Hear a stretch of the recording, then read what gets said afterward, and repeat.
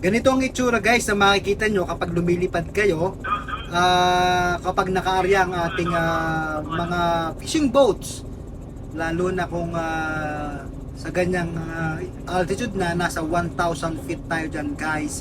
So ganyan ang itsura niya. So kitang kita nyo yung kulay dilaw na pataw na nakabilog. So tapos na tayo kumarya, tapos na tayong nagbulabog dyan guys. Kaya this time for landing tayo. So pinakikita ko lamang po sa inyo sa mga bago lang po tayo sa ating Facebook page at saka sa ating YouTube channel. Ito po ang buhay ng simangisda, ng helicopter pilot, tuna pilot, tuna spotter guys. So ito po ay